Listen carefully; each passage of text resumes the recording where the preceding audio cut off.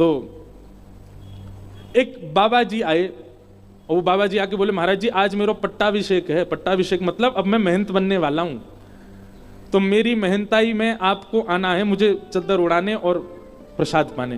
महाराज जी बोले ठीक है, हम कथा कर रहे हैं ठाकुर जी के यहाँ और फिर इंद्रेश जी हमको लेके आएंगे। महाराज जी ने मुझसे कही, इंद्रेश जी कथा पूरी होती है वो महाराज जी के यहाँ जाएंगे, उनका पट्टाभिषेक है। मैंने कहा जी महाराज जी। उस दिन था नंदोत्सव। दोपहर 3 बजे कथा प्रारंभ हुई और रात्रि 1 बजे विश्राम हुई। रात के 1 बज गए। दिसंबर का महीना, भयंकर कोहरा। तो मैं गाड़ी चला रहा, कोहरे में आगे दिखे नहीं, तो मां मलुक पीठ जहां महाराज जी उसके बगल में ही स्थान था, वहीं पर ही वो महंताई हुई थी। तो जैसे हम मलुक पीठ पहुंचे, तो मलुक पीठ पहुंचे हम 2:30 बजे रात में, कोहरे के कारण।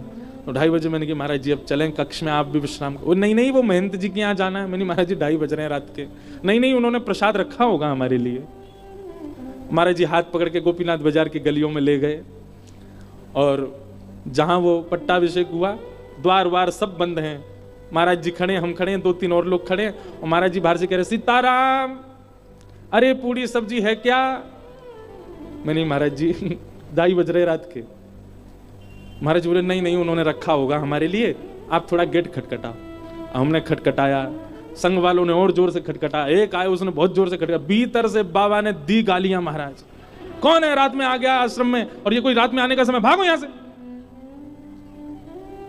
अरे महाराज जी बोले, अरे हम आए हैं। बोले कौन हम आए हैं, कौन हम है, तुम्हारा नाम नहीं है कुछ? महाराज जी बोले अरे हम मलुक पीठ वाले महाराज जी आए हैं। तुरंत उन्होंने द्वार खोला। अरे महाराज जी हम तो गलती हो गई, चरणों। बोले हमारे लिए पूड़ी बचाई आपने? महाराज जी भंडारा तो सब चट्ट हो गया। बोले कोई बात नहीं, कुछ तो होगा। बोले हाँ महाराज जी कुछ केला रखे। बोले वही दे दो।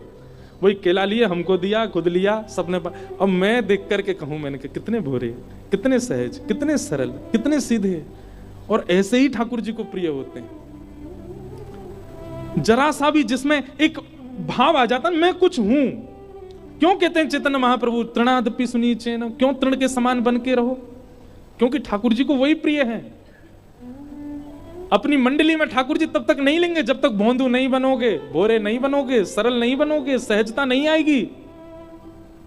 हमारा भजन थोड़ा बढ़ जाता है, एक दिन पहले से ज्यादा माला कर लेते हैं तो हमको अभिमान हो जाता है। अरे कितनों को तो आज भी हो गया होगा, क्या सुबह 4 बजे उठे हम, प्रभात फेरी में पूरे नाचे गाए चले, इसका भी अहम हो गया होगा कईयों को। अहम शून्य कौन है?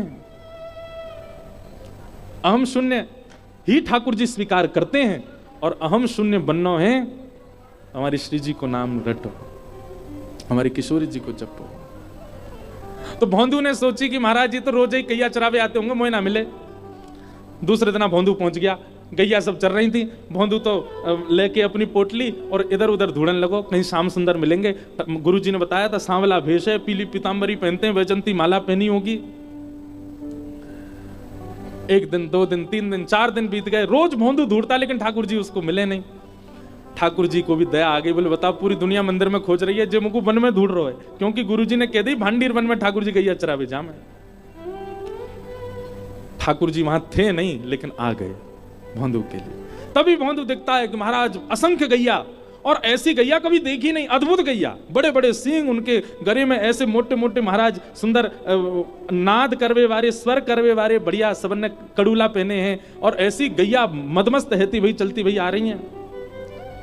भोंदू खड़ो खड़ो देख रहा, और तभी उन गैयाओं ने किनारो कियो, और मध्य में ही महाराज लकुटी अपने कंधा पे टांगे, वहां पे दोनों हाथ लटकाए, गौ पाग, गौकर्ण पाग।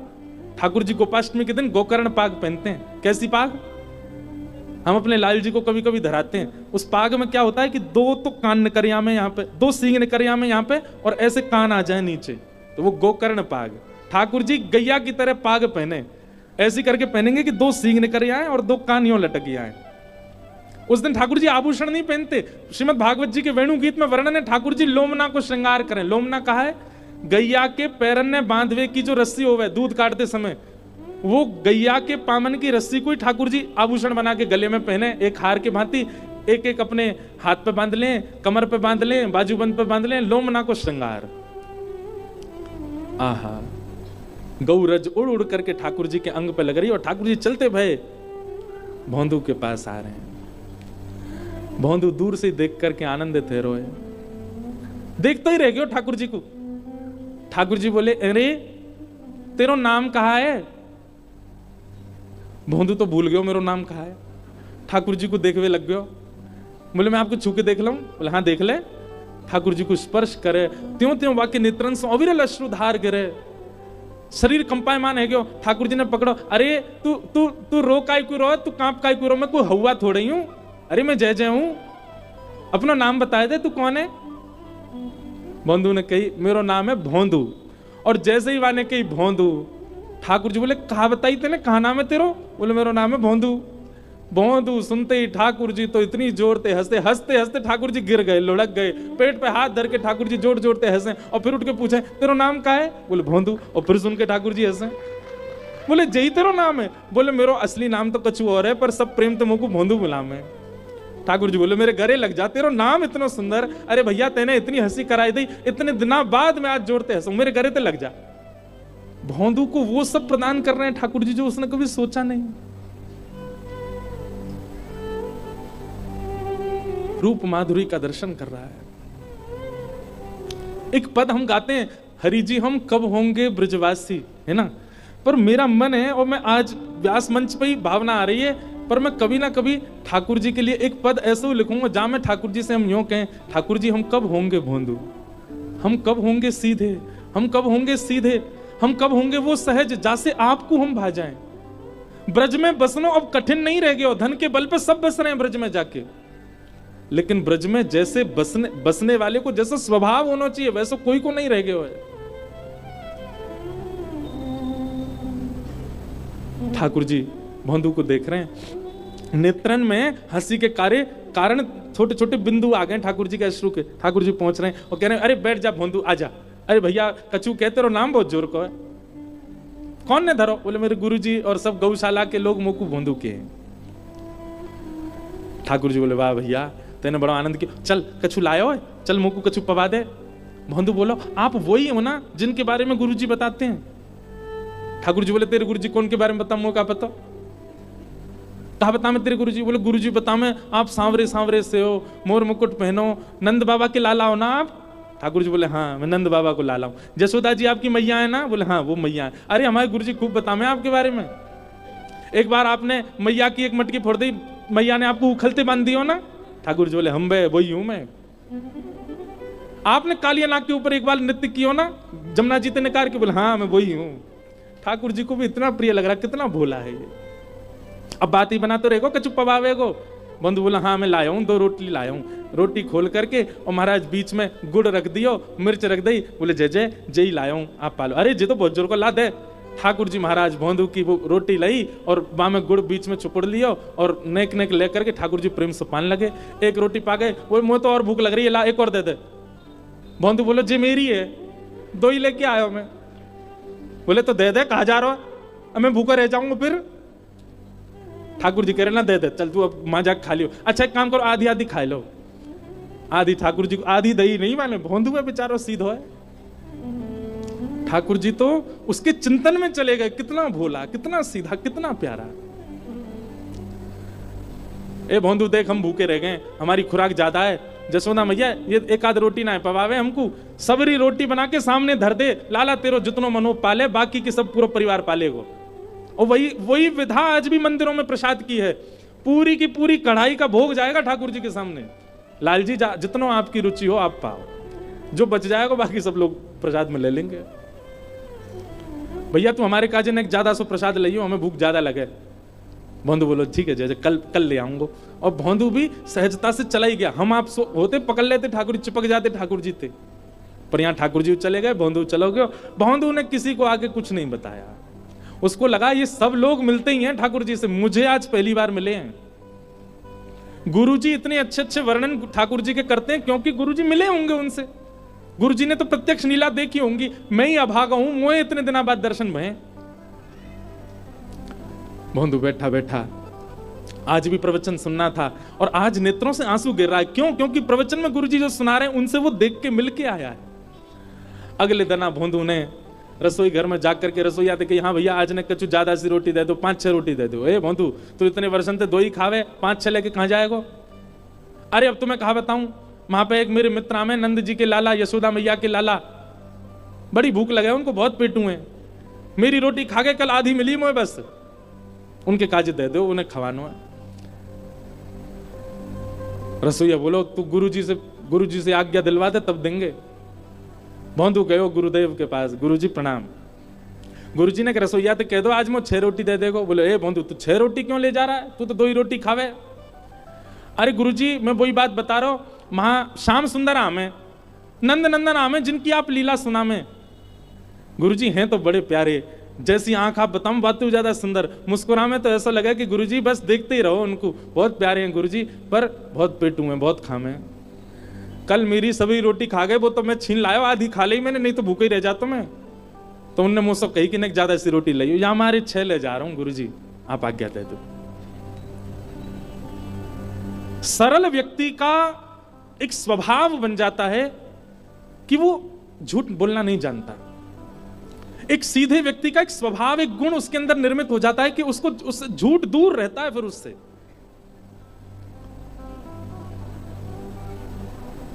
गुरुदेव बोले कोई और बोलता तो मैं नहीं मानता, लेकिन भोंदू झूठ नहीं बोल सकता। भोंदू तू सच में ठाकुर जी से मिला? बोले हाँ गुरुजी, आपकी कृपा से मेरे भाग्य जगह कल में मिला। कैसा स्वरूप था?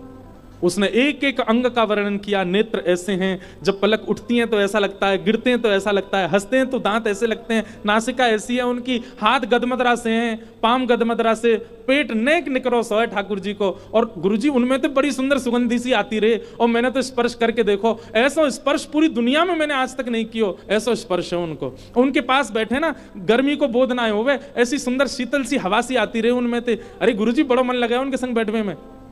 जैसा जैसा रूप भोंदू वर्णन कर रहा था, गुरुदेव समझ गए कि ये ठाकुर जी से मिलके आया है। गुरुदेव बोले भोंदू तो ठाकुर जी को लेके यहां आश्रम आ जाना, हमारे ठाकुर जी से निवेदन कर दे, वो यहां आ जाएंगे। अब भोंदू इस बात पर यह सोच रहा है कि इतने श्रेष्ठ विद्यार्थी आश्रम में, गुरुकुल में, गौशाला में हैं, इनसे गुरुजी ने नहीं कहा ठाकुर जी को लाने के लिए, मुझे आज्ञा दे रहे हैं। ठाकुर जी तो सबसे ही मिलते होंगे, गुरुजी चाहते तो किसी को भी आज्ञा दे देते, पर गुरुजी ने मुझको ही चुना। भोंदू तो सरल सहज इतना भावुक हो गया, बोले गुरुजी मैं लेके आऊं ठाकुर जी को? बोले हाँ तू लेके आ। बोले आप सच में चाहे कि मेरे साथ आवे वो? बोले हाँ तू ही लेके आ उनको। भोंदू बोलो जो आज्ञा गुरुदेव। अब तो इतना आनंद में निमग्न है करके भोंदू पहुंच गयो भांडीर वन। और भांडीर वन आज ने विलंब से पहुंचो, ठाकुर जी पहले ही बैठ गए, वहां पहले ही पहुंच के वहां पे इंतजार कर रहे हैं भोंदू को।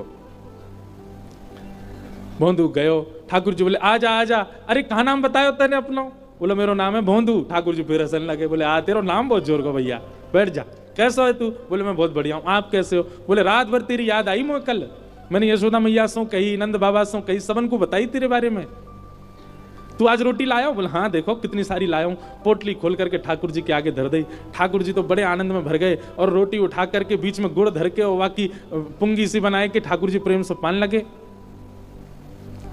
भोंदू बोलो जय जय ठाकुर जी, आज पहली बार गुरुदेव ने मुझसे कछु काम की कही है, और मैं चाहूं या काम को मैं भली भांति कर दूं।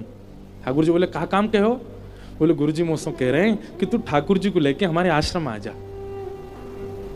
अब आप तो मेरे मित्र है गए हो, गुरु जी चाहते तो कोई भी शिष्य से कह देते, पर उनने मुंह को ये काम दियो पहली बार। आप कृपा करो ना, मेरे संग चलो ना गुरुदेव के आश्रम। ठाकुर जी रोटी खाते जा रहे हैं और बोल रहे हैं देख भोंदू तू जो कहेगा सब काम करेंगे हम, लेकिन जो गुरु जी बीच में मतलावे, तेरो मेरो संबंध है, तू मेरो सखा मैं तेरो सखा। गुरु जी आश्रम गैया इन सबन को दूर रख मोते। चरणों में गिर गए, बोले अरे जय जय, मैं तो आपको जानतो ही ना हो, मैं तो इतने दिन से भांडीर वन आ रहा हूं गैया चरावे, मैंने आपको कभी देखो ही ना है। सके आप मेरे बगल से निकसे भी होंगे, पर मैं आपको जानतो ही ना हो तो मैं कैसे पहचान? वो तो गुरुजी ने मुझको आपकी कथा सुनाई, तभी तो मैं आपको जान पाया हो। जिन गुरुजी की कृपा से आप मुझको मिले, उन गुरुजी की आज्ञा है, आपने चल दो ना मेरे संग। ठाकुर जी बोले चाहे जो हो भैया, हम तेरे गुरुजी तो ना मिलेंगे, तोते मिलेंगे बस। भोंदू बोलो नहीं मिलोगे गुरुजी ते? ठाकुर जी बोले नहीं मिलेंगे। अंतिम बार पूछ रहा हूं, नहीं मिलोगे? ठाकुर जी बोले ना मिलेंगे, ना मिलेंगे, ना मिलेंगे, बस तोते मिलेंगे।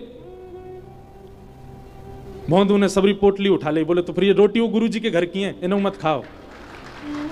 हाँ, सबरी खत्म करते जा रहे हैं। ठाकुर जी बोले अरे तो रोटी तो खान दे ना, जो गुरु जी के आश्रम में बनी है जे का खाओ। और पोटली सबरी बांध ली, ठाकुर जी के हाथ में 250 ग्रास बचो।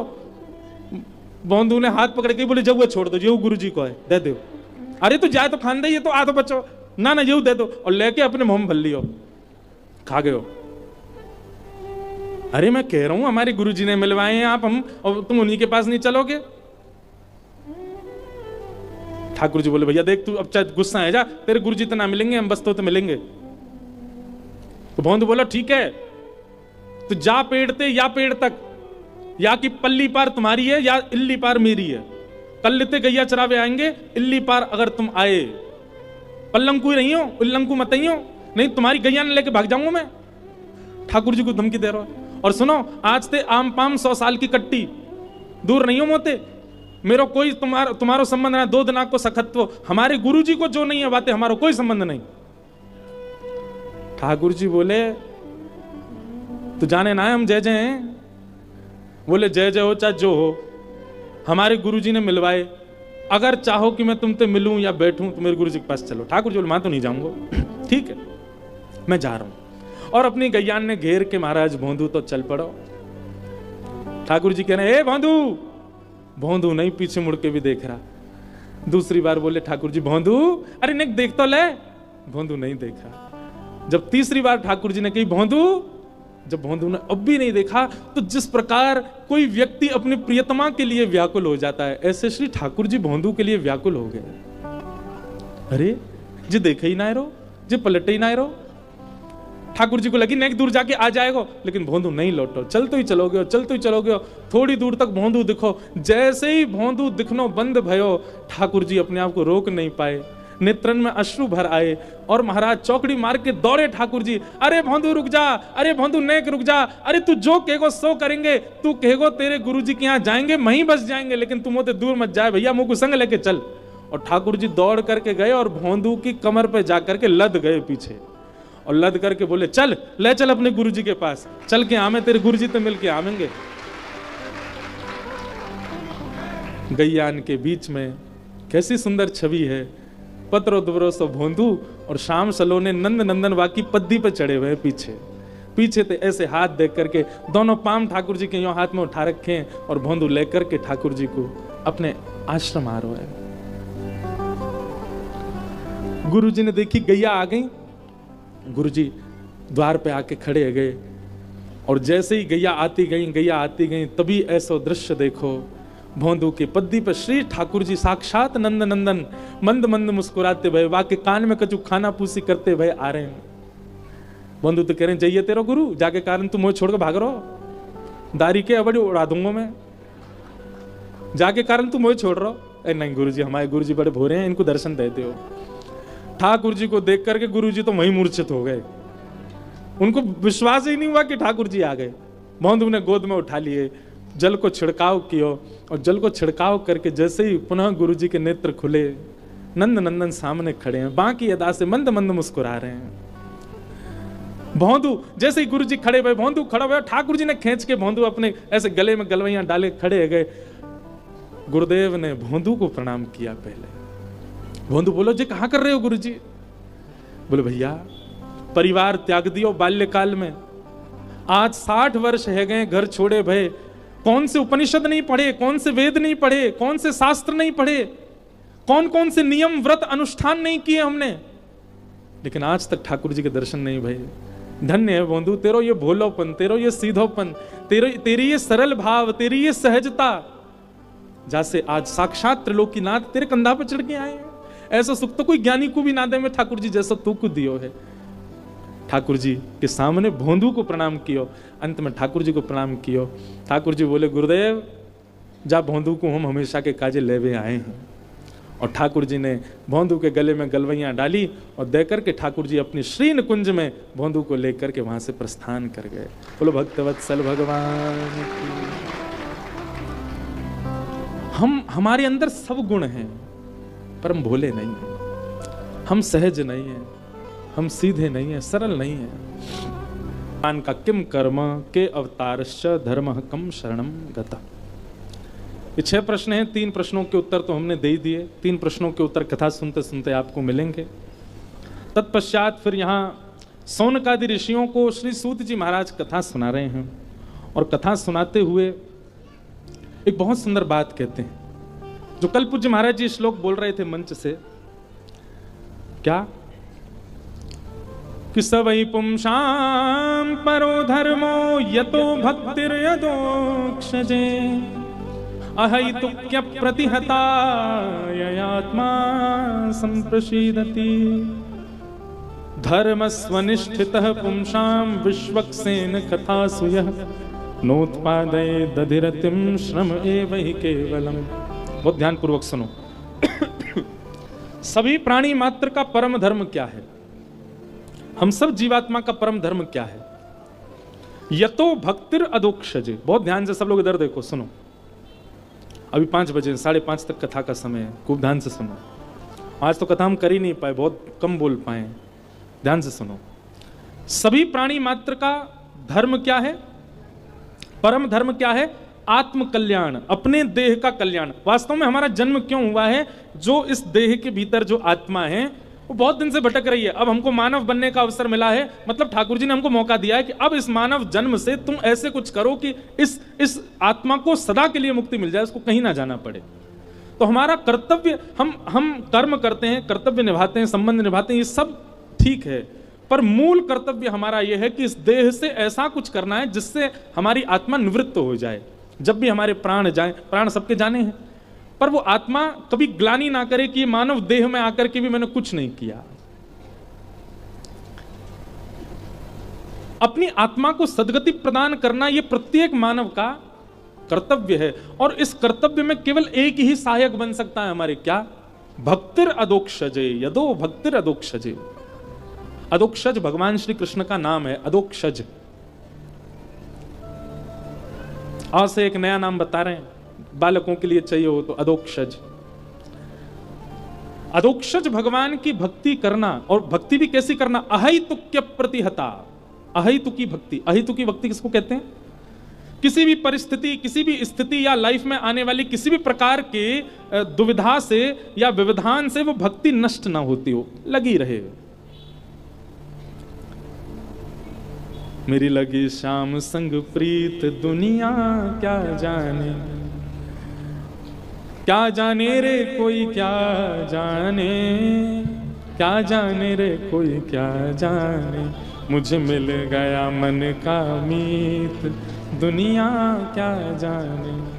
दुनिया तो आपको बावड़ा ही कहेगी, पागल ही कहेगी, कुछ भी कहेगी, पर एक बार प्रीति लग जाए ठाकुर जी से, उसके बाद चाहे जो हो जाए जीवन में, वो भक्ति कभी नष्ट ना हो। अगर हमारी भक्ति ऐसी है कि जीवन में आने वाले किसी व्यवधान या किसी विषय के कारण हमारी भक्ति विच्छिन्न हो जाती है, ठाकुर जी को बहुत कष्ट होता है। वो आए ही क्यों थे जीवन में? तुमने उम्मीद ही क्यों जगाई थी हमारे चित्त में कि तुम हमारे भक्त हो, और अब स्थिति विपरीत आई तो तुम हमको छोड़ रहे हो। इसलिए न विच्छिन्न होने वाली भक्ति, न डगमगाने वाली भक्ति जब व्यक्ति करता है, तभी उसका आत्म कल्याण होता है, तभी उसकी आत्मा का कल्याण होता है देह में आने के बाद। ये बात सूत जी महाराज कह रहे हैं। और धर्म स्वनिष्ठितः पुंसां विश्वक्सेन कथासु यः नोत्पादयेद दधिरतिं श्रम एव हि केवलम्। बहुत सुंदर बात। आपकी न विच्छिन्न होने वाली प्रीति ठाकुर जी से हो चुकी है, ये कैसे पता चले? ये कैसे पता चले कि जो मेरी भक्ति है ठाकुर जी के चरणों में, वो लंबे समय तक रहने वाली है, अंतिम श्वास तक रहने वाली है। कोई परिस्थिति आ जाए, ये भक्ति कभी टूटने वाली नहीं है। ये कहां, कैसे पता चले? इसका प्रमाण क्या है? तब सूत जी कहते हैं, आपकी रति धाम में है तो भी सामान्य बात है, आपकी रति नाम में है तो भी सामान्य बात है, पर आपकी रति लीला में है। लीला मतलब ठाकुर जी के चरित्र में है, ठाकुर जी की कथा में है। कई लोगों को केवल वृंदावन जाना अच्छा लगता है, कई लोगों को राधा राधा हरे कृष्ण महामंत्र अच्छा लगता है, उसमें नाचना, उसको गुनगुनाना, उसको बोलना अच्छा लगता है, पर उन लोगों की कई बार मैंने देखा कथा में रुचि नहीं है। पर यहां पर स्पष्ट श्री सूत जी महाराज कहते हैं कि नोत्पादये दधिरतिम श्रम एव ही केवलम। यदि आप ठाकुर जी से प्रेम करते हैं और कथा लीला में आपकी रति नहीं है, प्रेम नहीं है, तो इसका मतलब है कि आपकी भक्ति कभी भी टूट सकती है, छूट सकती है, कभी भी रुक सकती है।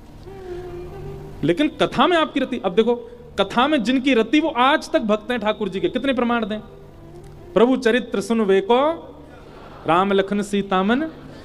कौन है? श्री हनुमान जी महाराज। ठाकुर जी कथा सुनते हैं।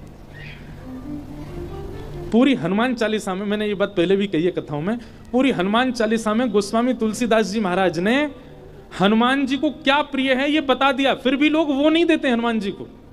लड्डू का भोग लगाएंगे, अकौआ के पत्तों पर राम राम लिख के चढ़ा देंगे, हनुमान जी के आगे क्या कहते हैं, हनुमान चालीसा हनुमान जी को ही सुनाते हैं, बजरंग बाण सुनाएंगे, जबकि गोस्वामी जी अंकित कर रहे हैं प्रभु चरित्र सुन वेको रसिया।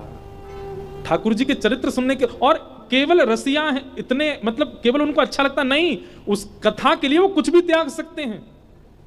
हमारे संत जन बताते हैं कि जब भगवान श्री राम साकेत को जा रहे थे, विमान आया लेने के लिए, सब अयोध्यावासियों को लेने के लिए, सब अयोध्यावासी उसमें चढ़ गए, राम जी भी उसमें विराज गए, भरतलाल जी आदि सब। अभी हमारी कथा है राम कथा, हम साल में एक ही राम कथा करते हैं, और वो कथा होगी 24 से 31 दिसंबर रामेश्वरम में। आप लोग जो आ सको आ जाना, नहीं तो टीवी पे ही सुनना। और उस कथा में भी विशेष भरत चरित्र, श्री भरतलाल जी का चरित्र रहेगा। बहुत सुंदर है राम कथा। मैं कभी कभी अपना अनुभव बताता हूं कि मैंने पहली राम कथा की थी पिछले साल सोमनाथ में। कथा करने से पहले मैं कक्ष में जब अध्ययन करता था ना, अध्ययन करते करते मतलब इतने भाव पहले नहीं आए। यदि किसी व्यक्ति को भाव नहीं आते हैं ना, भाव नहीं बनते, कई लोग कहते हैं हमारे भाव नहीं बनते, रामायण जी का पाठ शुरू कर दो और केवल शब्द मत पढ़िएगा, उसका अर्थ समझिएगा क्या कहना चाह रहे हैं, बहुत सरल है, समझ में आ जाता है। वहां पर जब आप राम भरत जी के मिलन का प्रसंग पढ़ेंगे ना, आपके नेत्र सजल हो जाएंगे। भरत जी महाराज राम जी को लेने के लिए जब गए, अब मेरे को एक साथ याद आ रहे हैं, भरत जी भी याद आ गए, लक्ष्मण जी का चरित्र भी, लक्ष्मण जी का और अच्छा इनकी पत्नियों के भी अद्भुत चरित्र हैं। पर भरत जी जो है ना, ये जैसे कृष्ण लीला में गोपियां हैं ना, लाखों गोपियां, ऐसे ही राम चरित्र में अकेले भरत जी हैं। लाखों गोपियां ब्रजमंडल की, उनके स्वभाव व्यवहार विचार, वे अकेले राम चरित्र में श्री भरत जी में दिख जाएगा। भरत जी गोपी हैं रामलीला की। भरत जी महाराज जब राम जी को लेने के लिए आए तो सब प्रकार से यह बात हो गई कि राम जी वापस अयोध्या जाएंगे। अब गुरु वशिष्ठ जी ने भी मोहर लगा दी, और जनक जी महाराज ससुर जी आए राम जी के, और सब बड़े बड़े लोगों ने भी कहा भाई देखो भरत जी की बात सत्य है। और वो प्रसंग बहुत लंबा हो जाएगा, इसलिए मैं ज्यादा उसमें नहीं जा रहा। भरत जी ने हर तरह से सिद्ध कर दिया कि राम जी को वापस जाना चाहिए। राम जी अपनी शिला जिस पर बैठे थे वहां से उठे और अयोध्या की तरफ जब चलने लगे, सब नाचने लगे, गाने लगे, जय जयकार करने लगे। एक बार को राम जी मुड़ गए अयोध्या की ओर, पर उसी क्षण भरत जी ने जब राम जी को देखा तो राम जी के नेत्र बंद थे और मुखमंडल पर थोड़ी शुष्कता थी। क्यों? राम जी को स्मृति आ रही है आगे मिलने वाले जटायु की, राम जी को स्मृति हो रही है आगे मिलने वाले निषादराज गुह की, राम जी को स्मृति हो रही है आगे मिलने वाली सबरी की, राम जी को स्मृति हो रही है विभीषण की। इन सब का स्मरण करके राम जी कह रहे हैं मैं मिल नहीं पाऊंगा, मैं अब उन लोगों के पास जा नहीं पाऊंगा। सबरी कब से मेरा रास्ता बुहार रही, मैं उसके यहां जा नहीं पाऊंगा। सबरी की भक्ति सामान्य नहीं है। जिस दिन से गुरु आज्ञा करके गए उस दिन से रोज अपने घर के बाहर उस पगडंडी को सजाती हैं सबरी जी, आज राम जी आएंगे। और एक आध साल नहीं, संत जन तो कितने 100 साल बताते हैं कि सबरी जी रोज सजाती हैं कि आज आएंगे, और नित्य उसी उत्साह से कि राम जी आएंगे। राम जी के नेत्र थोड़े थोड़े सजल हो गए, लेकिन सब जय जयकार कर रहे थे, राजा रामचंद्र की जय, अयोध्या नरेश राम जी की जय, दशरथ नंदन राम की जय। लेकिन भरत जी ने जब राम जी का मुखमंडल देखा, तुरंत